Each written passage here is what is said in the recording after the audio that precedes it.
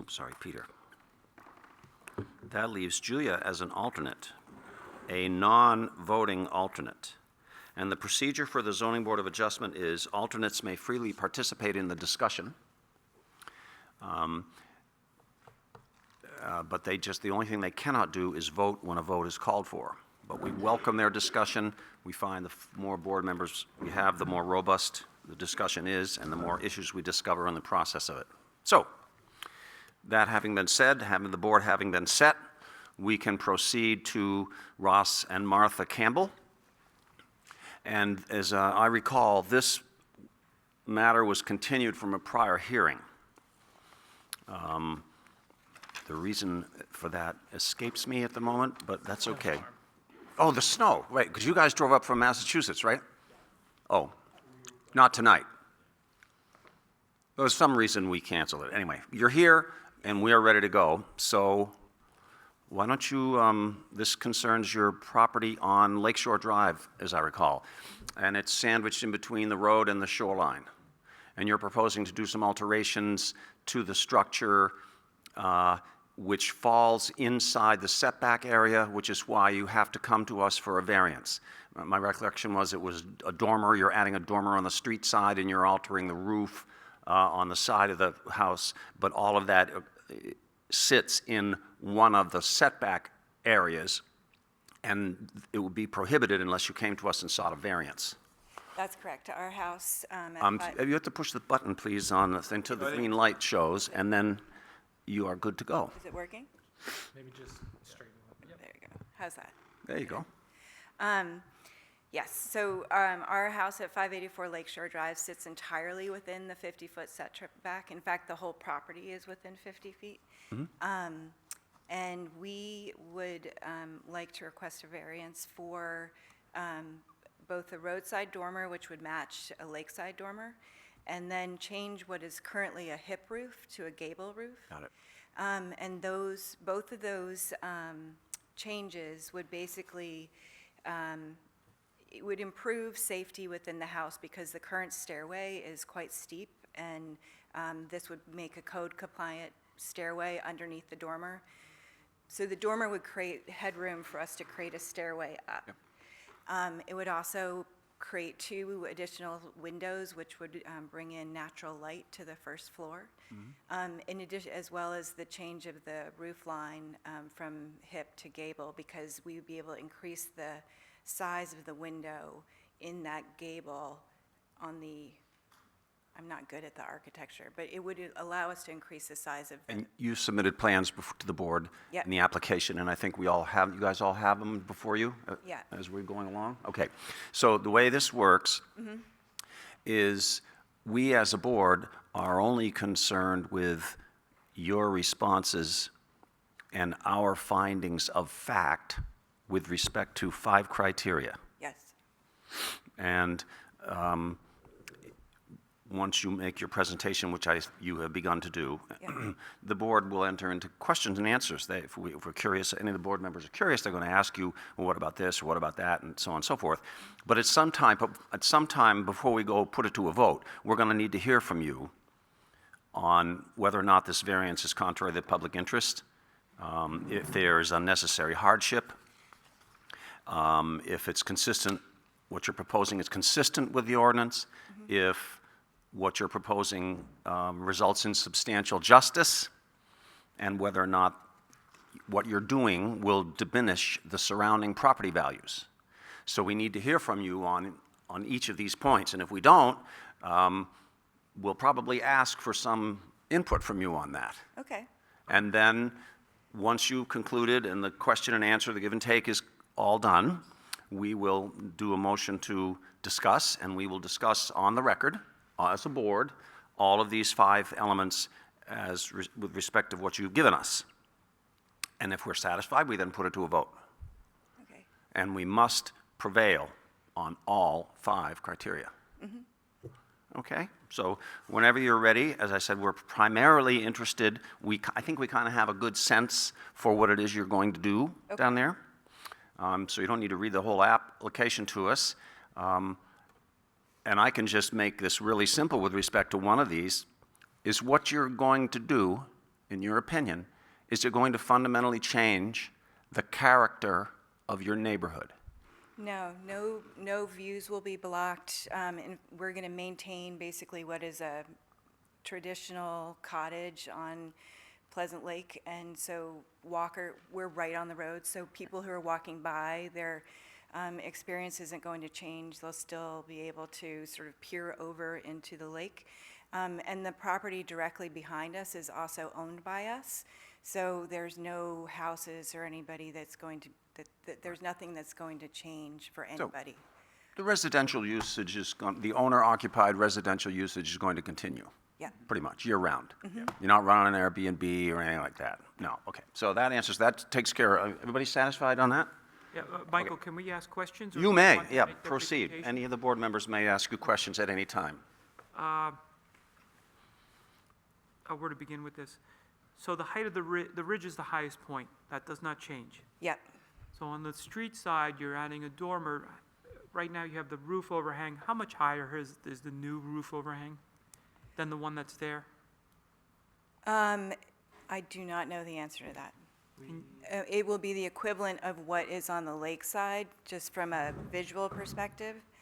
So it will, I think it would be in the plans. Yeah, so I struggled with those. Frank, if you look at the screen, this measurement is taken from just below the existing eave you can see here, but from the top of the ridge to the ground level of that second floor, it's 9 feet 10 inches. And so there's maybe a foot that already exists of that, so it's about another 8 feet of. What I'm trying to gauge is how much of an impact is this. It is very minimal, and I'd like to be able to document that. It looks like the dormer is going to, my best guess, 4 feet, maybe? Yeah, it's Doesn't- not a it very doesn't- tall dormer it doesn't on look the like much. lakeside, so- Okay. And the it other matches. thing I was trying to determine is, on the gable, what you're switching from a hip to a gable, that height, let's say the highest point of the current gable, that's not changing. The new hip will be no higher than that.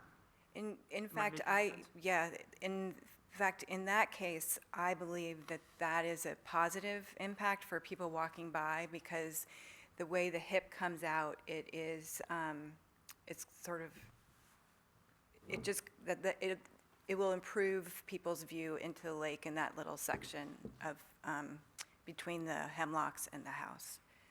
Thank you. A couple of quick questions. When was the house originally constructed? That's a good question. I, through work with Pierre Bedard, I believe that it was early 19th century. I think it's I mean, sorry, not 19th century, 20th century. Okay. And it's been changed multiple times over the course of that, its period, obviously. Yeah. So in my experience, maintaining historic cottages in that area actually is consistent with the neighborhood and a positive effect. So you mentioned the property behind. I'm confused what property that is. Is that the property across the street that Yeah. also belongs to you? Because, so our house has no property, basically. So that It's all little bit. across the street. Across the street is where we park our cars, and we have like our wood pile over there, and so that's ours, and then we bump up against Hunter's Hill on the other side, and our neighbor also has property. A lot of the houses right in that little stretch have property on the other side for their septic and other things. Okay. So how is that, are you getting at the hardship? Are you fishing for the hardship? No, I wanted to understand what you meant by the property behind. Yeah. And- So and the if people- this property, as you see from the mark, all the others are in a similar situation. Yeah, so Amy Johnson, the Starks, well, the Starks just sold their house, but everybody owns property on the other side for septic and other things. So all of those properties are subject to the same restrictions of the zoning ordinance as hers. What's that? With how we view it. We have to be careful with that, Michael. You're absolutely right, but we have to address it.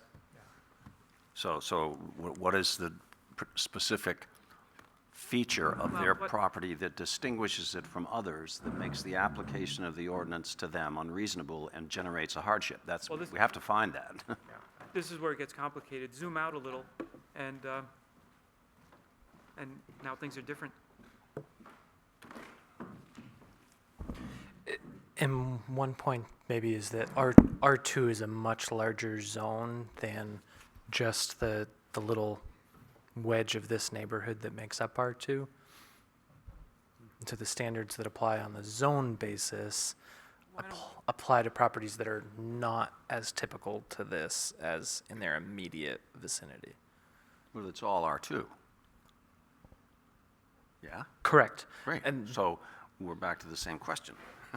Sorry, I just have, You want to let them go through their application? yes. I had one more question, though. and Go ahead, Steve. I want to get, so you mentioned that you're making a change to make your stairway code compliant, which I understand would enhance safety, but I need to know this. Your current stairway is not code compliant? No. And are there upstairs bedrooms?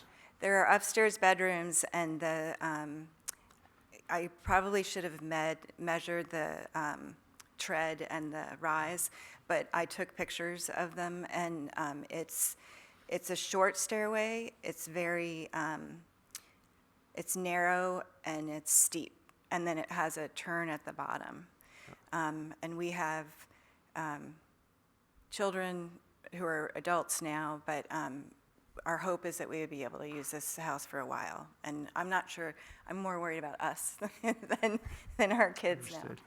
Yeah. So it's a 100-plus-year-old house with a stairway, which we've all seen are often steep, narrow, and challenging, and safety is an issue, and in my view, lack of safety is a hardship. Yeah.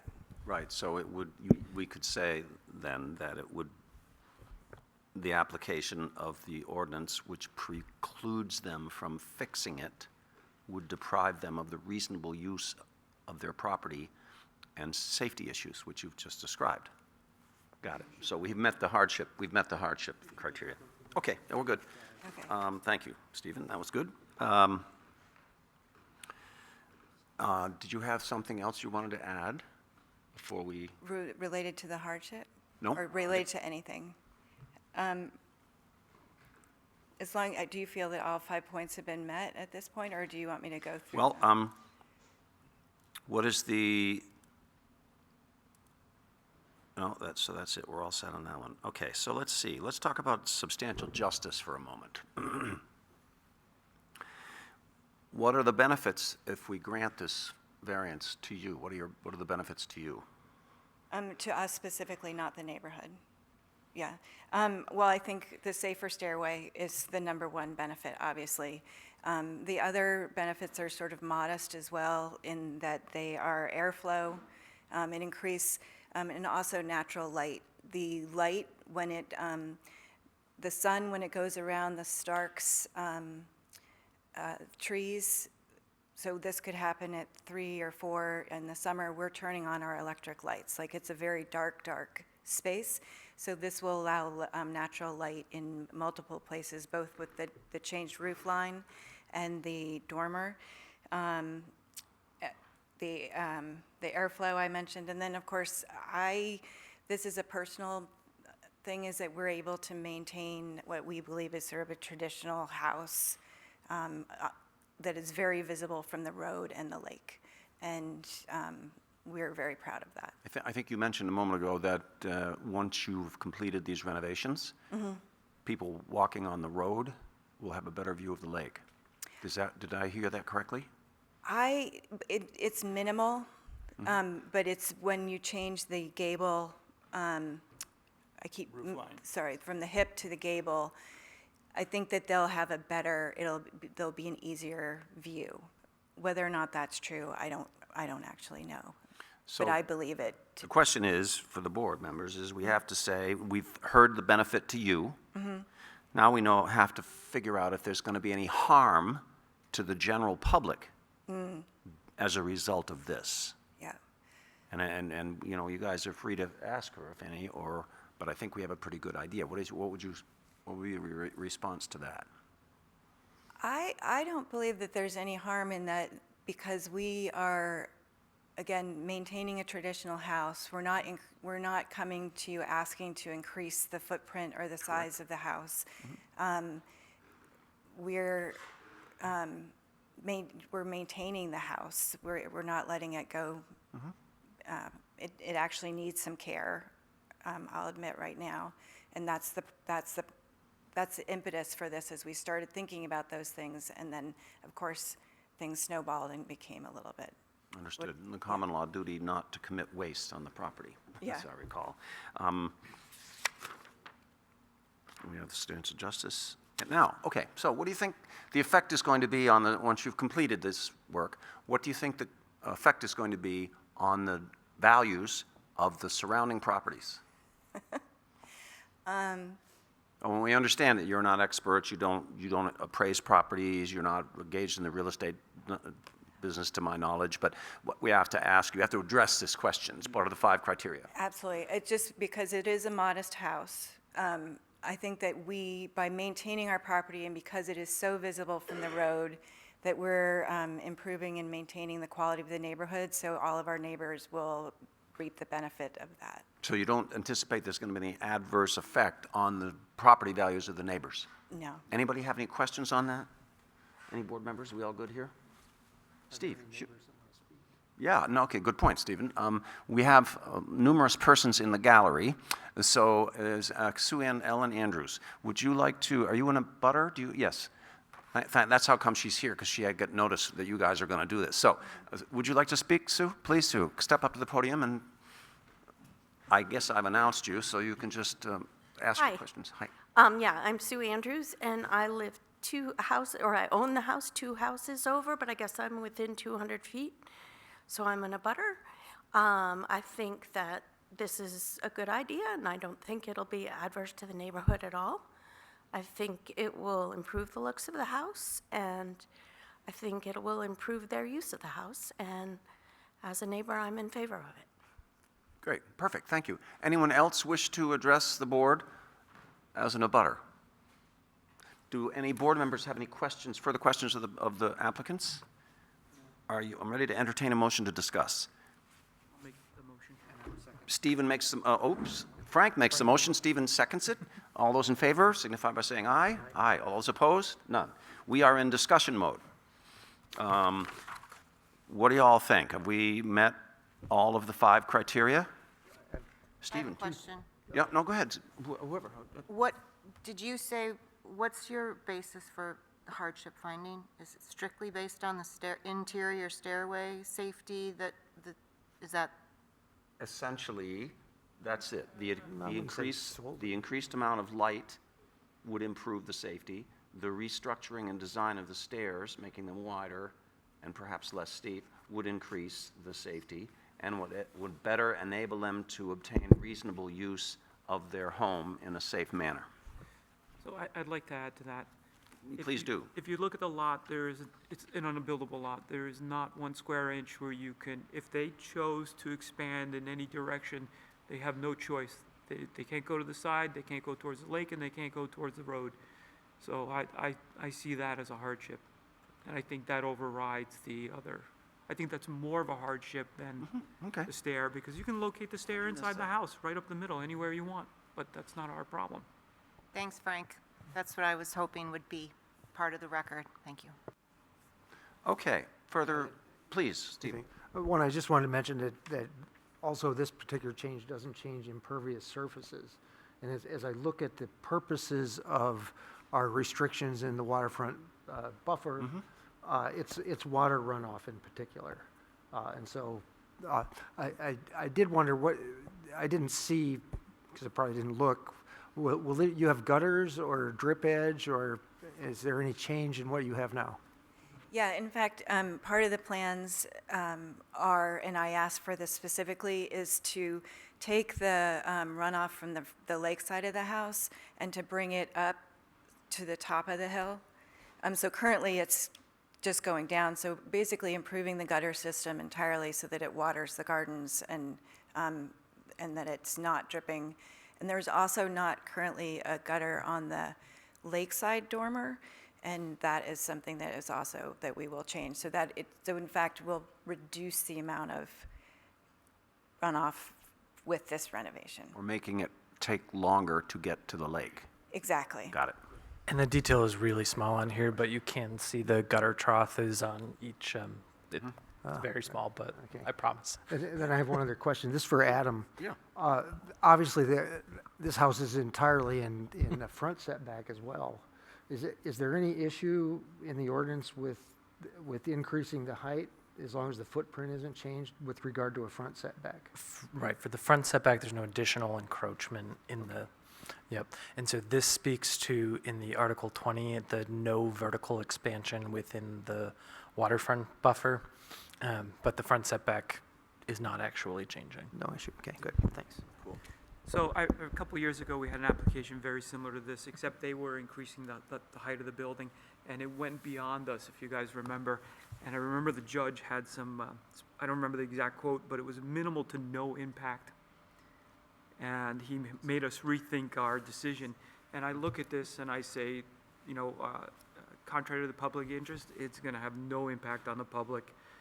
The ordinance is residential, and there's no change in that. That was a housing board case, as I recall. Yeah, and then as far as substantial justice is done, the neighbors will have, I doubt the neighbors will even be able to notice that there's a change to the house. Same thing with the surrounding values. I'm not a real estate agent, but this is so minimal. I don't think you'll notice anything. And as far as the hardship, this is an unbuildable lot. If they tried to build today, they have no place to put this. Right. So if they were looking for another area to put this stair, they don't have a choice. I just want to concur where I think the uniqueness of the lots are where it's important to render our decision on the hardship that they're meeting it. And I think the applicant's reasonableness in the change really brings it kind of over that burden. Because you could almost use the uniqueness of the lots in a lot of ways to say you could do anything on these lots, because I can't do anything, but I think the reasonableness and the care that they've done really kind of meets the variance too. Cool. Any further, we get anything else? We all good here? Yes? We ready for a vote? Yes. Okay, all those, are there any conditions, we just mentioned, are there any conditions that you might want to attach to the approval of this variance? It sounds like they've addressed everything voluntarily, pretty much. Okay, so we need a motion. So moved. All right, so the motion before us, do we have a second? I'll second it. So it's moved by Stephen, seconded by Frank, to approve this variance as the petitioners have requested. All those in favor signify by saying aye. Aye. All those opposed? Hearing none, we passed your variance 5-0. You are very welcome. 1, 2, 3, 4, 5, 5-0, yep. Okay, So you'll just have to recognize Ann coming back and then reestablish alternates because she'll take her position back and on. well, she wants to be on Picton. Okay, all right, before we address the next case, Mr. Picton, you can come up to the microphone and hang out just for a second. We have a little administrative matter we have to deal with, and that is that Ann Bedard, who's sitting back there in the gallery, is one of our board members. And she felt it necessary to recuse herself from the previous application for reasons we don't need to get into. So that was an election that she made, and we went along with that, and we're fine. So now we need to reassign who will be the alternates for the second case, and perhaps the remainder of the evening. Since Ann is a regular member, one of the alternates needs to step down from the voting position. Who wants to volunteer to, who of the two voting alternate? Peter wants to step down, okay. So then for the second hearing, the voting members will be myself, Frank, Stephen, Lauren. 1, 2, 3, 4, who's the fifth? Can't even read my, oh, Ann, thank you, hello. So, as I said one moment ago, the alternates members stay, they're here, they're thoroughly entitled to discuss, ask questions, debate, they just can't vote.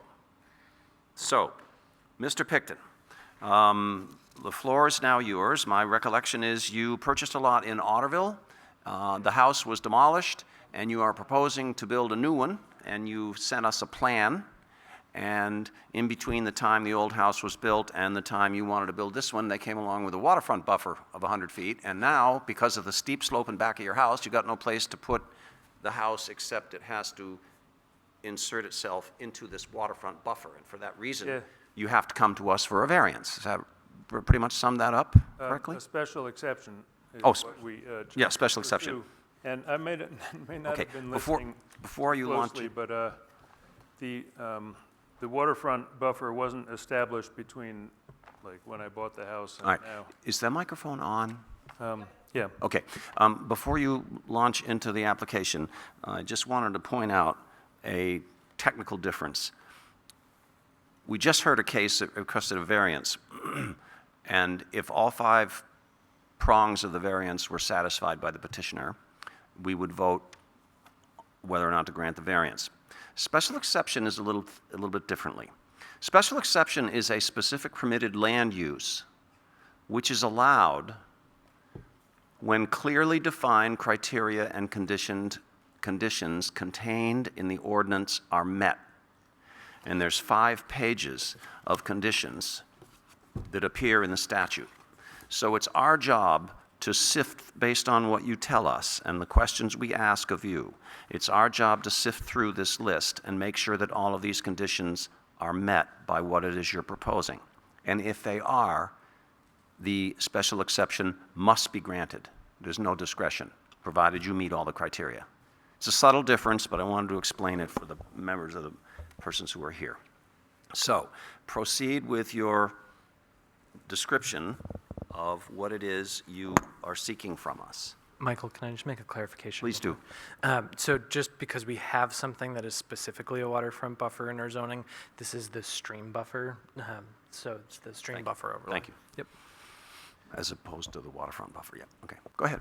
Well, hello, and I'm here because I bought a house, since someone was interested in the age of a house. This was apparently built in 1824, between a steep hillside and the stream, probably as part of the neighborhood that was built up for water power at Otterville. And it's a 26 by 39 footprint, one-story house, which I spent a long time thinking about whether I could make this house suitable for my uses, and I decided I couldn't. What I'd like to do is demolish it and build a 28 by 40 structure. So that's increasing the width of the house by 2 feet and the length of the house by 1 foot.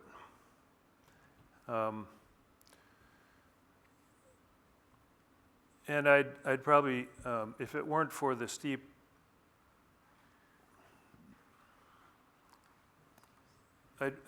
what I decided to do was come in for a special exception to increase the house 1 foot toward the stream, within the stream buffer, and the other foot of increase would be toward the steep hill in the back of the house.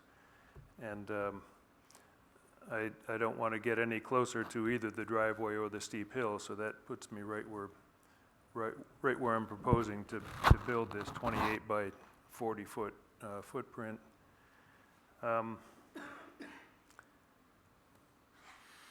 And it's, the house site itself is not a natural wooded buffer, although it's within the 100 feet of the stream. It's, there's a gravel driveway in front of it, and then there's the bank that was graded up to the old house, and then the house and its surroundings. So I'm not cutting down any natural woodland or encroaching on that kind of buffer. I guess I'll go through the criteria for the special exception, and I appreciated how you made a presentation easy by asking questions, so I'll be welcoming that also. We have 3 more deals going on after you, and we don't want to be here all night. So in the interest of All right, I'll try to, expediency, we are just trying to find our way to the truth Yeah. in the most expeditious manner possible. yeah.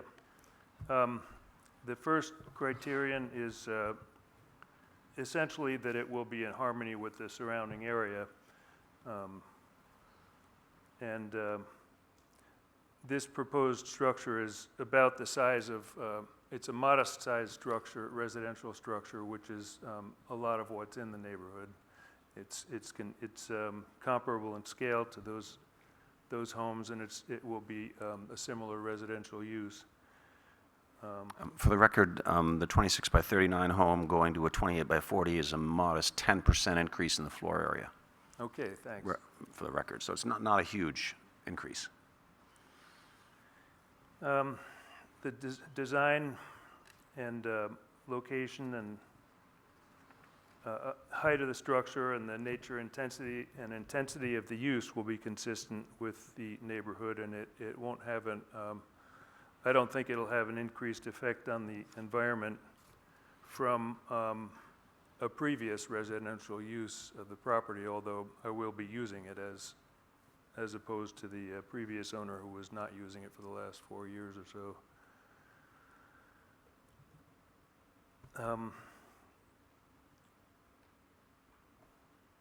So in effect,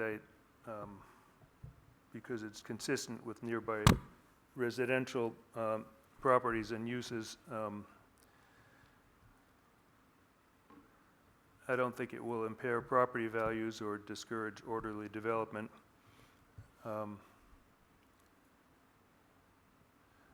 wanted to say the existing house encroaches into the 100-foot stream setback by about 12 feet on one end and about 6 feet on the other end. So I'm proposing to increase that encroachment by a foot from those. But it's at the outside edge of the 100-foot buffer.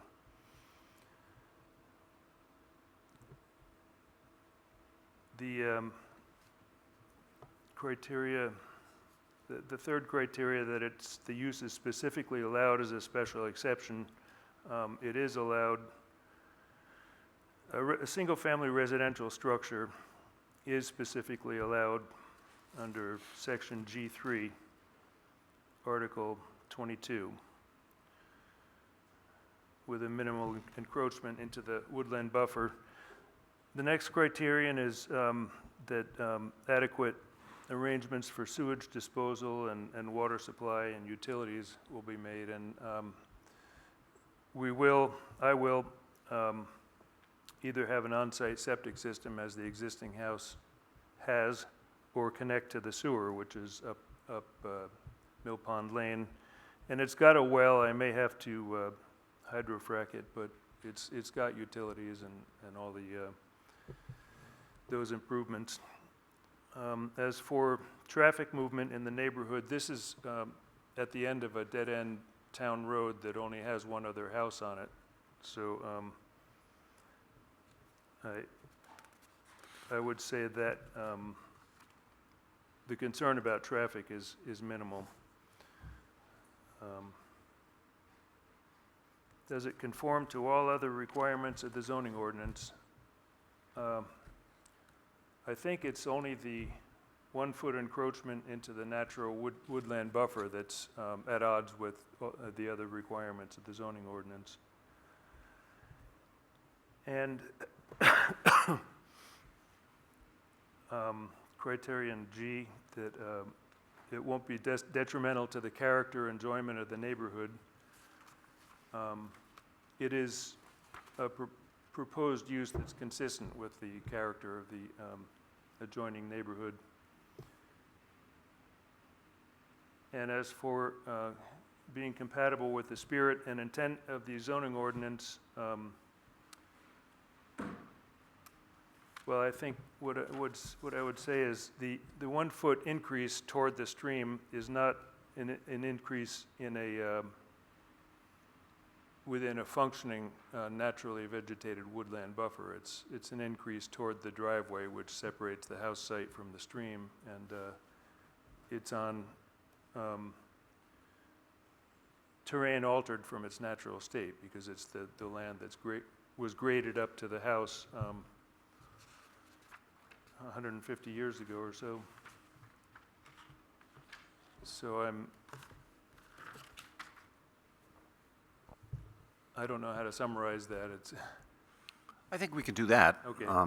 Do any of the board members have any questions of Mr. Picton with respect to this? Go ahead. Each of you have your own microphone now. You don't have to fight over that. So, Oh, God, yeah. that's great. Thank you, Mr. Picton. Do we have anything in the record that shows what the height of the new house will be? That would be under 35 feet as per zoning regulations. Okay. But it's higher than the existing house. The Yeah. existing house is a one-story, and the new one would be 2 stories. Okay. On one of these criteria having to do with disposal of waste and water supply, our finding needs to be that the services are available or assured. And I think that because you will then have to submit a building permit application, and if there's a septic system change, you'd have to go through the process. Yeah, as a planning. We can rest on that assurance. Correct, and one thing that I was going to add, just for a matter of record, because as mentioned, the sewer line is close by. By state law, if an occupied structure is within 100 feet of the sewer line, they have to attach.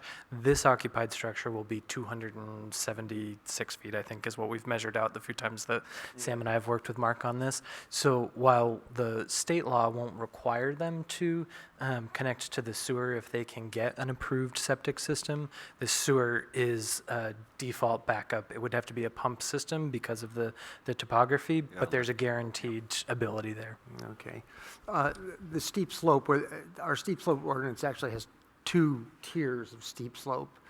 Do we know which one this is? Is it like, I think it's a 15% to 25? You have to look at the map. So, Steve, you're hitting all the things I was going to add to the record, so thank you. But this one, this is a point where when you look at the overlay that we have on our zoning map that actually shows the red steep slope, you see that what we project on our maps at a planning level is not actually the real life in-person slope. And so Mark has gone to the trouble of having the surveyors go out and actually survey the property. And so it's actually over 50%, you can see here, 52.2 and 59.7. But you can see under the house, the topo lines here, it's very flat, actually, as it exists now. I'm sure it may have been altered many years ago, but we don't have record of what was there pre-house. Okay, good. I'll surrender the mic. Oh, I get. Oh, you've got one. Any, Yeah, so I just need a couple of questions clarified. So the existing house, you're tearing that down, Yes, and you're building a new house. yeah. Why not put it somewhere else?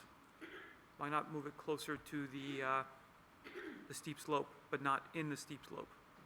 Yeah, I considered that, but first, I don't want to do the excavation and drainage for the basement that any closer to the steep slope than I have to. I'm worried enough as it is about the drainage on that back side of the house, and I'm going to have to take extra precautions to make sure I don't have water pressure from the hillside sort of forcing the foundation in. And also, there's the issue of access around the back of the house for maintenance, airflow between the hillside, and it is a very steep hillside, and the house for the health of the surfaces of the house. Frank, this is the third of the 3 points I wanted to add to the record, so thank you. But in reviewing with Chief Lyon, he appreciated that there was still an area behind the house that if there was an emergency response would not have members on a 60% slope to try to attack any emergency. So that I understand. So I just want to add that because of all those concerns and also the access, I might have been coming in to you to ask for a 2-foot encroachment instead of a 1-foot, but I also have limited space between the house and the driveway, and I've got to reconcile the first floor of the house with the grade at the driveway, and I need all the space on that side of the house that I can get, so I decided to move it both ways instead of all one way or the other way. Hold on, sorry. And also light into that, what's kind of a hollow in the landscape. If I'm closer to the hillside, I'm going to get less light on and in the house. Are you building a new septic system? Or you plan to in the future? Am I Well, building? you're gonna need, I'm sorry, you're gonna need an approval for a new house, but are you planning on actually installing that new system? Oh, yes. I think there's a leach, there's a tank behind the house, and there's a leach field, which must be for a two-bedroom house, because that's what the house is now. And my proposed house may not be more than 2 bedrooms, because I want to dedicate some of the house to other uses.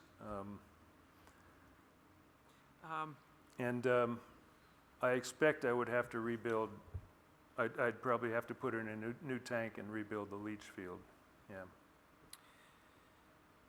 Is the house in a flood zone? No.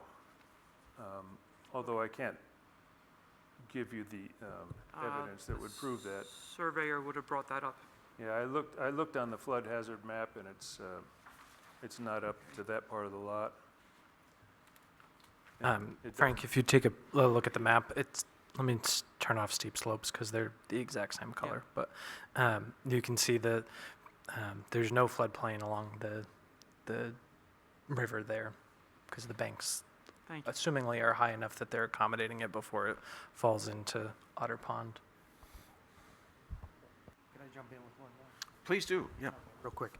One of the standards has to do with whether we would consider, if you're going to have a home occupation there or run any kind of a business. So for the record, is there any plan at this point for a home occupation? Not to have a business, no. I want a 28-foot wide house so that I have 2 garage bays at the basement level, and it makes for an adequate floor plan for residential use. And I may have a shop space on the first floor, but that's like any homeowner's shop space. It's not. I don't intend to use it commercially. Perfect. Thank you. Any further questions by any of the board? Ann? You? I don't know what I have. I have one question.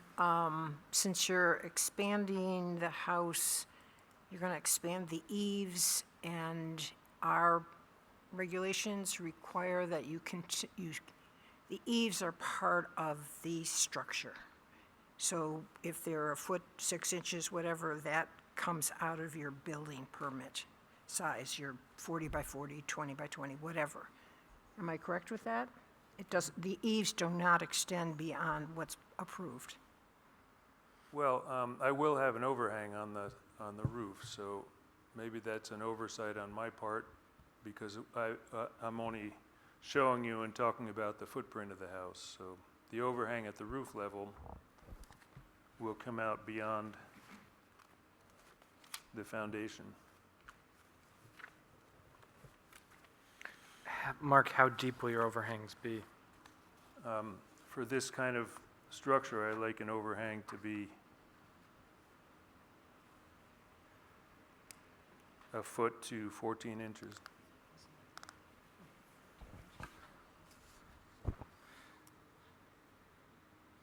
So then you'd be looking at a width of 29 feet 2 inches at maximum. Or, well, no, you'd be at 30 feet 30 feet, 4 4 inches. inches, yeah. with only 2.4 inches of encroachment at the deepest point of encroachment, because it was currently 1, and you're adding 1 set of eaves on that side. Well, that is quite a relevant point. And I guess we should have talked about it before this, but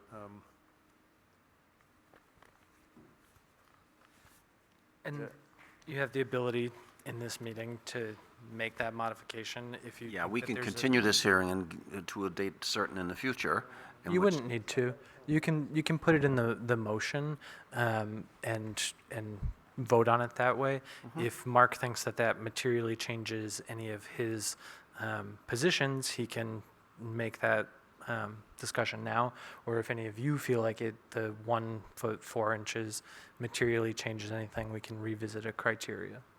But it would simply be the motion, if you get to that point, would be to approve with the addition of a 1 foot 4 inch overhang at maximum on the stream facing side.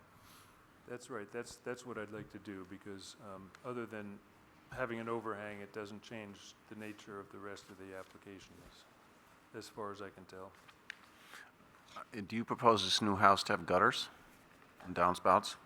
I don't like to have gutters, but I think what you're thinking is that if I have gutters, that's another 4 inches. Is that where you're? No, that's not where I'm headed. Oh. Where I'm headed is we're going to rebuild a house that's going to have a larger roof area than it did before. It's going to be closer to the stream. And so in the previous case, we talked about mitigating runoff and allowing it more to percolate into the soil as opposed to producing some sheet erosion or whatever, so close to the stream. So I'm wondering if any of the board members think it might be a good idea to impose a condition or two on this approval to require a rain garden or some kind of device, artifice to slow the time it takes for the runoff to get to the brook. And there's Yes. various techniques available. Yeah, I do we don't. want to talk about stuff like that now, or when we go into a closed? And Yeah, I want to raise it and see if we had any traction on that right now. But I could add something to that Yep. also. Whether I had gutters or not, I'd need to deal with the rain around the eave line, and I would expect to be, because there's so little room to work with around the house before you get to the road, I would expect to be managing the water so that it comes into a place where it stills, and I don't think there's going to be any sediment, but that could also be a place where some of it percolates in, and the lower part of the lot, which is just open parking or whatever, it's open cleared area, actually has a slight hollow in it, and that could be maintained so that there's a place for water to settle into the ground. As Is that opposed- possibly the leach field area, do you think, or do you know where that is? Yeah, that's a good point too, and the leach field area is probably under where the trailer, I don't know if you've been out or seen that property from Otter Pond Road, but there's a truck trailer there, and I think the leach field is probably under that trailer.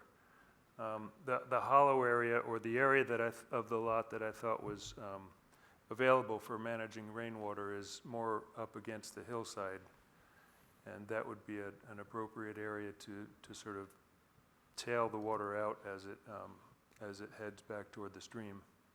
And I guess what I thought was that this would all be brought up and specified and agreed on at the building permit stage, but I'm happy to address it and work on it now as well. Well, you wouldn't be able to proceed unless we granted a special exception, and so we would make that a condition of the special exception if we so choose, which would kind of require that they deal with it. It would just ensure that it gets properly dealt with at the next stage of the process. It shows that it's a concern of ours. And I think that you could structure it in a manner that still provides some flexibility for Mark to do his due diligence on whether he wants a gutter system that actually comes out in the front, which is not part of the stream buffer, or whether he wants a stone line trench system that is taken to the rear that's outside of the stream buffer, or we can wordsmith mitigation of stormwater in a way that requires him to submit something with the building permit, but doesn't tie him to a specific drainage feature. That's the thing. I have in the past preferred stone-lined trenches that lead to a safe place for water to disperse, and I've preferred that over gutters just because of the maintenance issue. And but I would work with such a stipulation as long as long as it gives me some flexibility to work with the building department on that. Okay. Do any board members have any further questions of the applicant? I do. Okay. Trying to understand where the leach field is. It's in relative to the house or the septic tank. Is it Well, okay. north, south, It's probably in the end of the stub, driveway? it's probably partly in the stub end of what's labeled a gravel driveway, Okay, and going out into the middle of that almost level area. Yeah, out there. So I haven't found it, but I expect it's gotta Okay. be out there in that level area somewhere. And Frank, we don't have record of this system in the office. I'm assuming it predates the state's Yeah. requirements in the 60s. Well, you'll have to figure out where it is before you go for the building permit, yeah? Would he not have to He'll- do some drawing that indicates where it is? So his septic designer for the system that he will use for the new house, Yeah, we'll have to figure that out, because if they need to impact those leach, they might have to remove soils and bring things in. But it may be an entirely different site depending on what the designer finds. Well, we don't have to get into the weeds on that. And it could be that, so there's a pretty substantial area that's relatively flat that is outside of the front setback, or outside of the stream setback rather, and septics can go within the front yard setbacks. So there are other alternative areas that may be utilized for a septic leach field. Isn't this a stream setback? This is the stream setback here. It could go- It's gotta be to the right of that. Yep, so the road comes in this way, so this area here, because the stream buffer cuts back, could potentially be utilized too. Not knowing what the ledge is like or Well, any of that's- that yet, but That's beyond the scope of this particular Correct. meeting. Any further questions of the applicant? Are you ready to move to discuss? I'll entertain a motion to that effect. So moved. Moved by Stephen, seconded by, not all at once. Thank you, Frank. Seconded. All those, any discussion on whether or not we want to discuss? No. All those in favor signify by saying aye. All those Aye. opposed? The ayes have it. We are in discussion mode. Turn the mic off? You may turn that off if you wish, Or do you but want we me to may sit have down while you- questions in the process Okay. of the discussion, so don't go right. too far. All right. Okay, the petitioner has addressed all of the conditions required for the special exception. There doesn't appear to be any change in the use of the property, no great change in any of the roadways or adverse effect on traffic.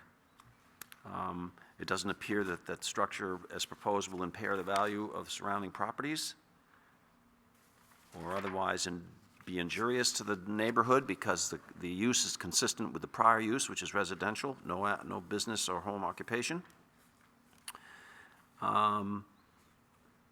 It appears to be an orderly development of the property in scale with the surroundings, and this use is specifically allowed in the ordinance, single-family residence, as was consistent with the prior usage. There appears to be adequate sewage disposal facilities, with the town sewer being 200 feet away, present existing well, and an existing septic system which will have to be reworked, but that's beyond the scope of this meeting. Not detrimental to vehicular or pedestrian traffic. Seems to conform to all other requirements of the ordinance. No undue variation in the use consistent with the rest of the neighborhood. The only issue is the overhangs, but we're going to deal with that in the motion. And there's nothing in this application for a special exception that would adversely affect the general welfare of the town. So, any discussion on that? Anybody agree with me here in the summary? Frank, did you want to add or detract from I'll that start. in any way? Before I get into my point, I also want to add that this is minimal to no impact compared to what he has now. But I look at this and I just can't see why that house can't move southeast and would not, Are you saying that would if he not- moved it far enough southeast, he wouldn't need to be before us? no, that's not necessarily so, because I understand the clearance around the back. If that wasn't the case, yes, he could move that and he wouldn't need to be before us. But I'm looking at this saying, if he just moved it ever so slightly, he wouldn't take a non-conforming and make it more non-conforming. Which would be And as better for far- him, wouldn't it? It would be Yeah. better for him, and as far as the pressure on the foundation, moving this back 2 feet is not gonna make an ounce of difference. You can move this forward another 5, 10 feet, you're still gonna have that pressure. Having the fire department be able to walk around the house and you walk around the house, yeah, I can see that, but if you just shifted this ever so slightly, you can't reuse the foundation that's there because obviously this house is bigger. So it's not like you're trying to save a foundation. So relocating this, but again, too, how much of an impact is this extra foot, even with the overhangs compared to what's there now? Could I address this? What you're saying is consistent with when we are considering a variance and the applicant needs to show a hardship. Here, it's a special exception. If the applicant wants to do something, anything, and meets the criteria, And it's allowed by the ordinance, which it and is. he's entitled to the relief. So I It don't isn't- think, Yeah. other than suggesting that maybe he'd like to move it, I think that he's met the requirements. Right, we don't, yeah, it's a little different than the variance for that reason. Yeah, in the variance situation, we try to make sure that there's no other way they could possibly do what they want to try to do. Because it's a hardship, yeah. We try to, is there any way out of this without, Yeah, yeah, no. in the special exception, that's not the case. The No, special good point. exception is, So the only thing we need to address is the runoff. Do we address only the portion that is in the setback? Or do we address the whole house drip edge? I have 2 conditions that I sort of jotted down listening to yours, if you want me to read those. Does that help? yeah, I think we're in the process of fabricating a motion, and we're just trying to work on the additions to the motion. So go ahead and Okay. tell us what you got. So the number 1 be that you submit a plan that depicts the increased overhang of 1 foot 4 inches after this meeting. And then number 2 being that with the building permit, the applicant will submit a design to accommodate stormwater collected on the roof facing the stream. The thought there, Frank, was that that entire roof is going to shed to that side, whether a portion of that is in the buffer or out of it. We're only concerned about the side of the roof that's in the buffer. That's the only one we can have any jurisdiction over, so to speak, such as it is. Can I ask a quick question? Please. Have you done any digging around the property? What, sorry, pardon? Have you excavated at all around the property? Have you dug anything? Yeah, I dug a trench across the front of the house, Okay. thinking I was gonna run an electrical line there, and that has to be filled, and I put some gravel in the parking area up near the entrance to the southeast of the house, and that was not Did in the you stream. find any artifacts during the No. digging? You don't have to answer that. None that I wanted to keep, no. Did you run No, into they weren't. any water when you were digging?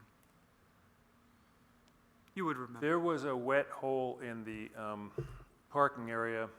Actually, it's to the southeast of the house, about where it shows, there's a sugar maple tree at the base of the steep slope. And I packed that full of rocks from the site and then put gravel over it. And that's one of the reasons why I don't think a septic system would work up in that area. I think there's groundwater that's emerging from that steep slope, and it's probably too near the surface. But what I don't want to do is send them off to create a system that would catch the runoff from the roof, and he starts to put a shovel to the ground and water's coming up. That would So- not be So that won't work. So that's the But I- only reason why I ask. So, and we But a don't, stormwater management system that's consistent with there's some standard of practice that the engineers and the planning commissions are always using. I'm happy to craft that with with whoever is regulating that kind of thing, and your motion, whatever way you, with the condition that we're about to add, yes. yeah, it's gonna be fine with me. Okay. And so we could say accommodate stormwater according to best management practices. Yeah, are we restricting it to the side of the roof that faces the stream. Correct, so it would All be, right. So, well, then, hold it, then, I think we're about ready. Okay. Then I need a motion. Actually, I could probably do this. I make a motion that we approve the special exception as presented with the following conditions.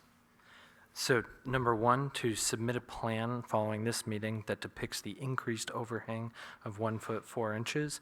And number two, with the building permit application, the applicant will submit a design to accommodate stormwater according to best management practices that's collected on the roof facing the stream. Okay. Adam, could you make that not more than 1 foot 4 inches? Sure. Yep. To exceed. Okay, are we all clear on what the motion that we're about to vote on? Are we ready for the vote? Okay, all those in favor of the motion as read signify by saying aye. Aye. All those opposed? Seeing no opposition, the motion passes unanimously. Congratulations, you have your special exception with 2 conditions. Fine, thank you. Good luck with the project. Thank you very much. Okay. Do we want to tweak any of the board for the next matter? You guys want to swap out the alternates? Are we all good? Want to just keep going? Roll them. Okay, Eversource. You are up next. And we have 3 separate matters, all relating to the construction or reconstruction or repair of the same utility line, just in different areas. You came across different things in the line that you're repairing, and those conditions have given rise to the need for a special exception and a variance. Correct? Okay. Without getting too terribly protracted about all of this, and I guess we have all seen in excruciating detail the locations of each of the proposed towers and all of the details of the topography in proximity to each one, right down to which stone walls you're crossing and how you're proposing to cross them. So in the interest, I'm just wondering how we can approach this in the interest of time.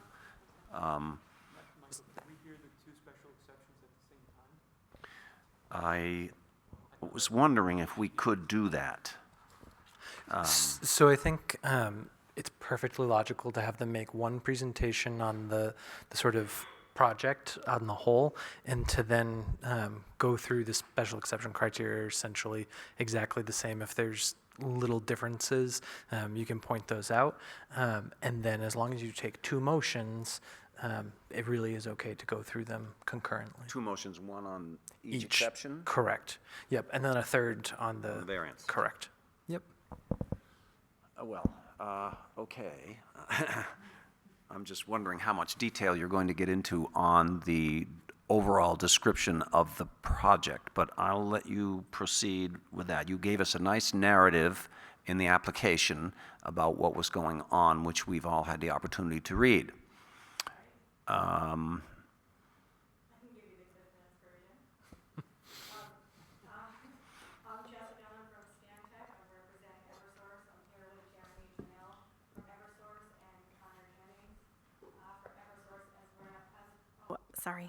As well as Roseanne Moylan from Stantec.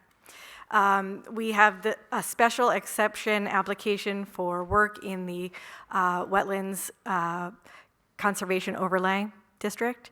And then the other special exception application is for work in steep slopes from 15 to 25%. And then the variance is for steep slopes greater than 25%. So this first map set is related to the Wetlands Conservation Overlay District. The pink that you're seeing on each one is the buffer area around the 2 brooks that are the other significant wetlands. So there are no prime wetlands within the right-of-way in the area that we're working in. Let me step back 1 second and just describe the overall project. So this is the M127 transmission line, and Eversource is replacing select structures from Sunapee to Franklin between the 2 substations.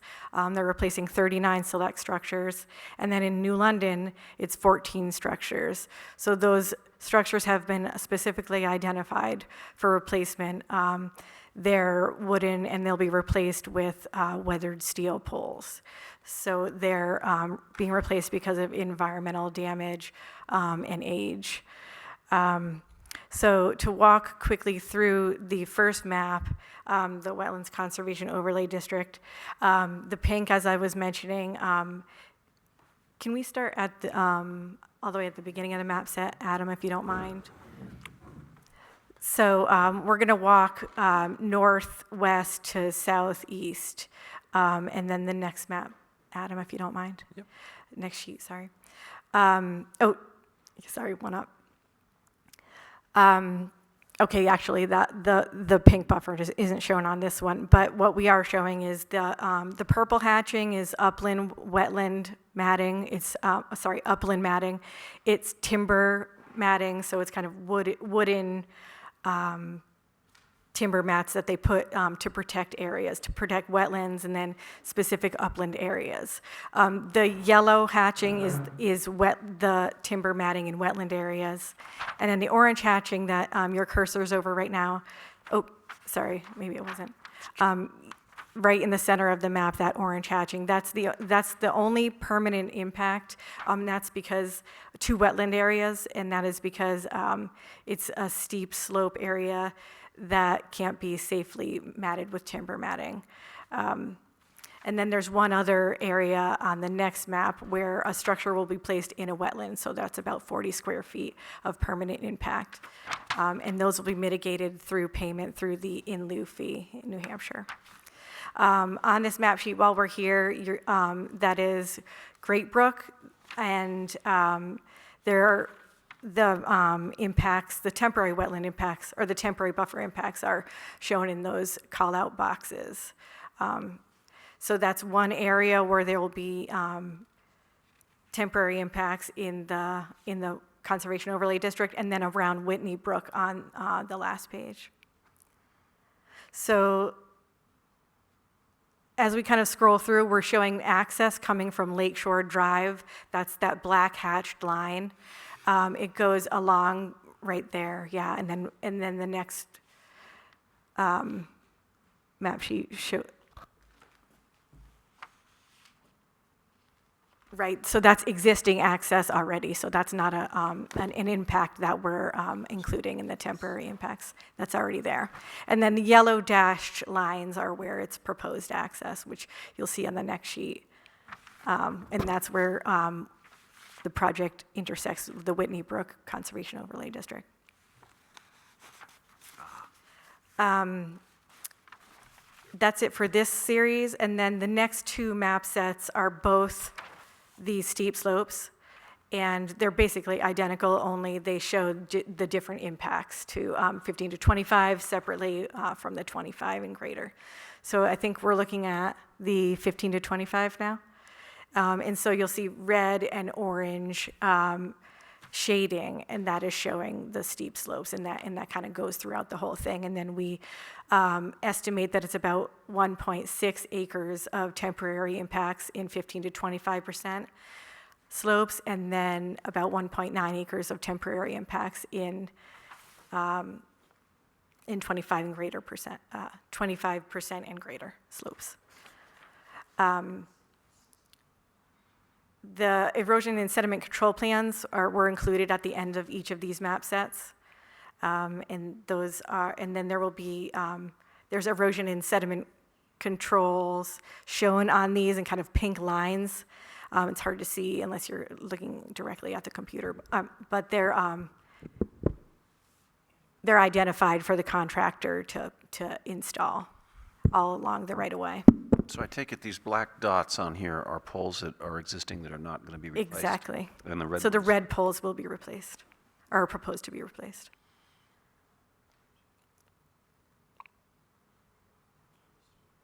Okay. So which one, what do you want to, do you guys on the board have any preference about the arguments you'd like to hear first? Do you want to hear the special exception for the wetlands, or the special exception for the steep slopes, or the variance? Which do you want to hear first? The wetland special exception I first. think you should do the wetlands, even, I can't do anything, but you should do the wetlands first, because there's only one pertaining to wetlands, and then the steep slope conversation might inform the variance discussion as well. So they're thematically, subject matter-wise, I would group them that way. I could also help you here because the responses are basically almost identical for the two special exceptions. And just to get it in the record, they did go to the Conservation Commission meeting on December 17th and gave them the full presentation on the project and the impacts. And there were no concerns from the Conservation Commission. There are numerous notes in the photographs about how they want to make minimal impact to all the trails that they happen to cross. Yeah, we put those on there so the contractor will see that. Okay. Proceed then with your special exception for the wetlands. Sure. Do you want me to go kind of one by one through our responses? The Cliff The Notes. cliff notes would be great, and Yeah, I mean, to answer most of them, it's really, the safety and reliability of the system, and that benefits the public, and it benefits the utility provider as well. and which specific poles numbers would this affect? All of the ones being replaced improve the reliability of the system. Right, but which of the ones affect the wetlands that we're looking for the special exception for on this map? Can you point them out? Sure, but it's, so the access roads also go, the access to the Understood. structures also go through the wetlands Got as it, well. So okay. it's kind of all of them because the accesses are from Lakeshore Drive, Pingree Road, and Whitney Brook Road. And so to get from there to the structures, you're crossing wetlands. Understood. And so all of those are included in that. How much of this is going to be done during the winter, so the wetlands are frozen? The project's going to start in the summer. Okay. So the answer is none. It could be some as it goes through the winter, but I'm not sure of the actual staging of timing. It's supposed to start in July and around the end of the year. So some of it. Can you just repeat that so that the Oh, recording gets start it? in July and end at the end of the year. You start in July and work as fast as you can, hoping to end before winter. Okay. So the wetland matting is there to prevent those impacts. All right. Could I jump in with a question? Jump in, Stephen. All right, one of the things in special exception is a concern about traffic. Yes, exactly. I can get to that. And I'm wondering, has the town ever had an issue regarding any of its roads, including possibly Morgan Hill Road and also the extension of Morgan Hill Road that goes up to the line? Is that not a town road? Is that privately They're owned? not going to be accessing from Morgan Hill Road intentionally. So it'll be only access from Pingree and Lakeshore and Whitney Brook. I'll tell my neighbors. They'll be happy to hear it. Right, the dotted yellow line starts where the Well, if black you're stops and goes all the way to the end. So they'll have flaggers out there if needed. Don't worry, your road is going to be fine, Stephen. You're not gonna- I know, understood, yeah. If he's worried about Morgan Road, I'm worried about the power on Bunker Road. So if this is on the other side of the lake, why don't we help that too? Well, this is only transmission right now, not distribution. Okay. One other question on the public benefit, the benefit that we all are most concerned with is to New London. This wire doesn't actually, these transmission lines don't actually serve New London, do they?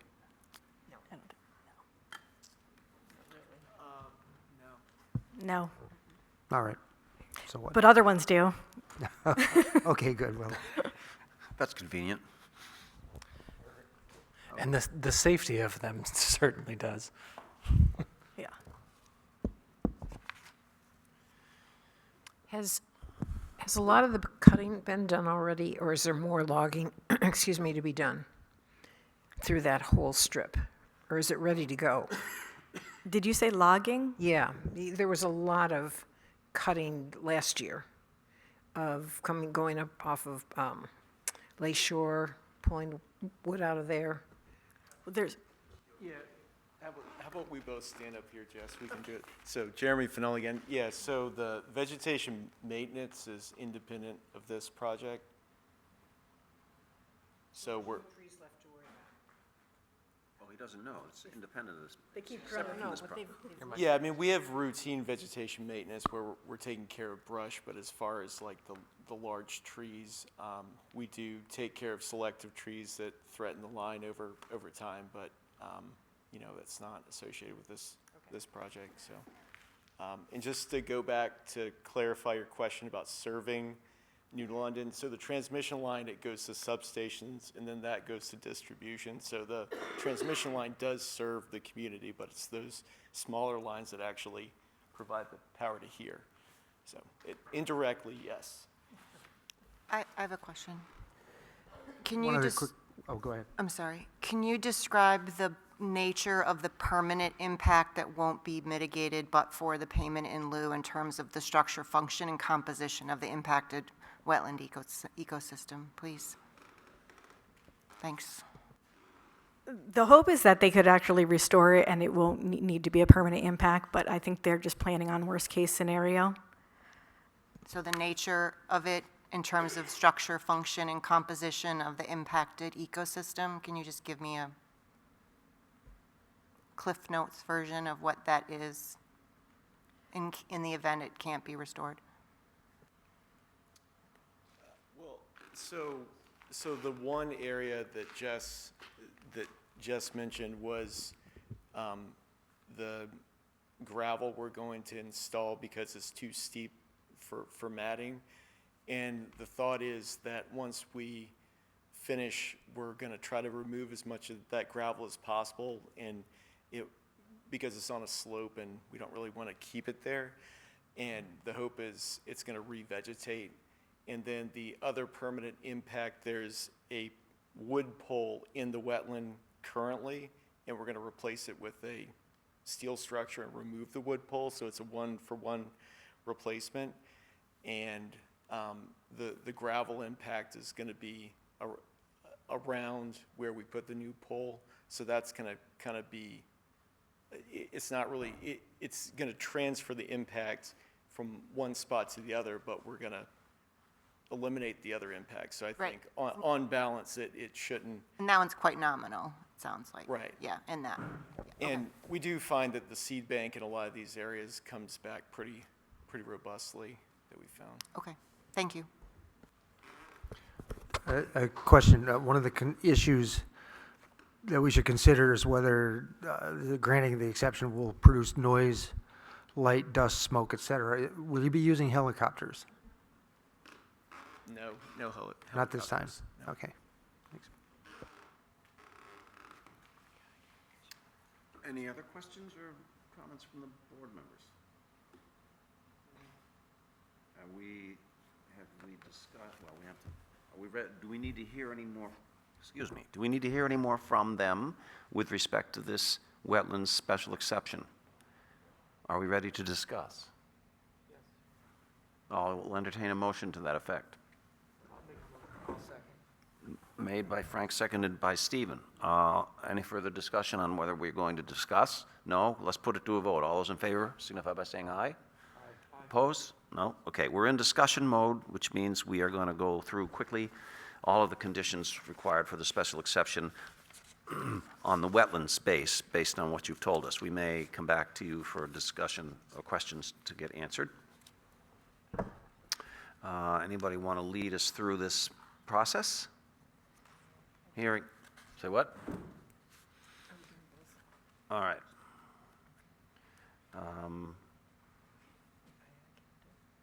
This is a little bit different than normal, but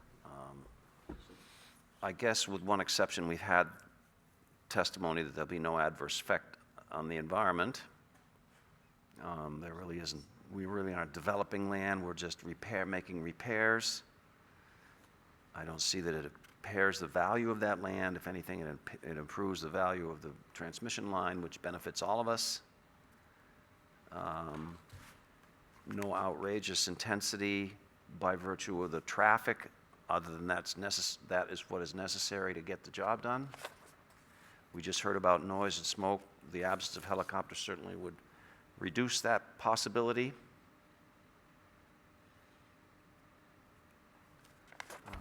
All of those things you mentioned also are temporary as opposed to permanent. Exactly. Well, I'm having trouble with C. I'm having trouble with this use is specifically allowed under the ordinance. I mean, I guess utility repairs are allowed under the ordinance. It's not like we're building a structure, we're putting up towers, but they were here anyway, so the erection of those towers must be permissible under the ordinance for utilities purposes. These other criteria, sewage, water, utilities, et cetera, do not apply because we're not building a house or anything of that nature. Minimal effect on vehicular and pedestrian traffic, and they've already dealt with the pedestrian traffic on the trails by minimal impact.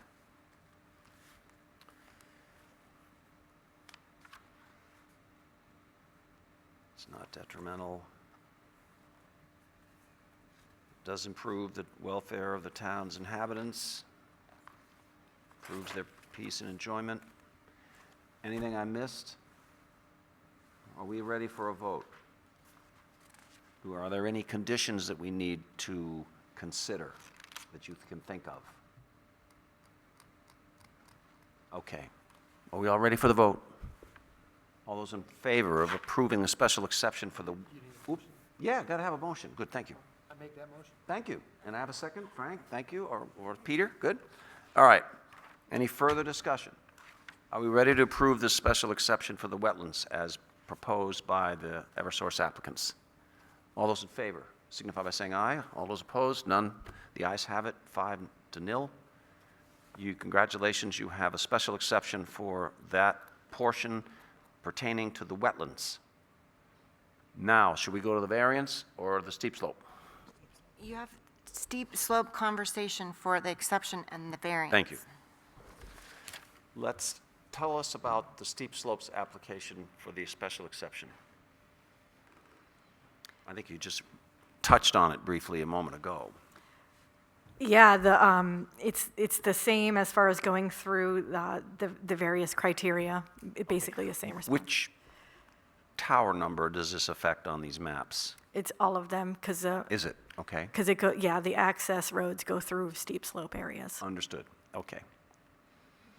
All right, guys, got any questions for her on the steep slope application? The presentation is essentially the same. Are there any questions that we have with respect to these criteria of the applicant in order to vote on the steep slopes exception? No? We're ready, we're in discussion mode. Are we ready for a vote? Are we ready for a motion? Okay. Steve? Oh, Peter seconds it? Okay. All right. All those in favor of the steep slopes exception application, approval of said, indicate by voting yes. All those opposed? None. 5-0. You have an exception for this for the steep slopes portion, which brings us to the variance. Now, the variance criteria are a little bit different. There's 5 of them that you have to have put before us by a preponderance of the evidence on all 5 of those. So if you'd like to make your presentation, we are ready. Okay, walking through the 5, there's no diminution of value of the surrounding properties. So the project is within an existing right-of-way, and it's replacing structures relatively in kind. It's 1-to-1. The existing access roads are going to be utilized whenever possible, and so it's not anticipated that the project will cause any surrounding property values to decrease. Granting the permit would be a benefit to the public. As I mentioned before, it improves the safety and reliability of the system.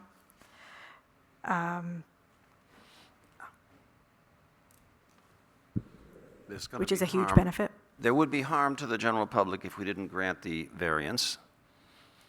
I agree. Because they wouldn't have any power. So I think we've met the substantial justice argument. Okay. Denial of the permit would result in unnecessary hardship to the owner seeking it.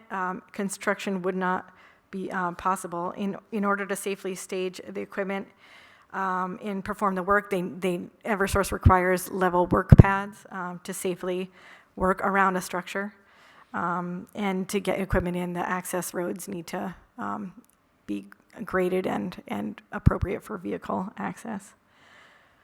So the poles are in areas that are greater than 25% steep slopes, but they can't be avoided for construction. So the installation of these new poles, is that going to fundamentally change the character of this right-of-way? The structures are already there, so I don't Understood. believe so. So, no. How much larger, are the structures taller? Let me put it that way. If within 10 to 20 feet. So they'll be replaced at different heights depending on the engineering of it. Utility poles? Excluded as a structure. Right, so the utility poles, for the record, are excluded as structures under the ordinance, so who cares if they're taller, I guess is the point. I mean, we can't regulate that. Character of the right-of-way, she just wanted to know what the height difference was, is all. Understood. What's in the description, at least in the agenda, says that the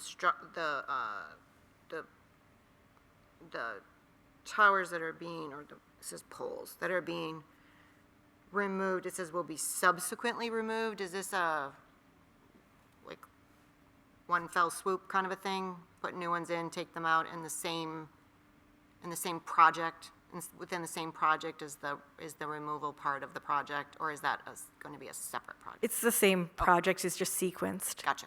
Okay, thanks. My only question is, so you identified the poles because there's a safety concern, and what's the factor there? What would be the length of time that they would last safely, or are we at that point now? I think they've just been identified for replacement. Soon is the immediate replacement. Okay, as opposed to there's other poles out in the state, but these have been identified in a worse condition. Exactly. Further comments?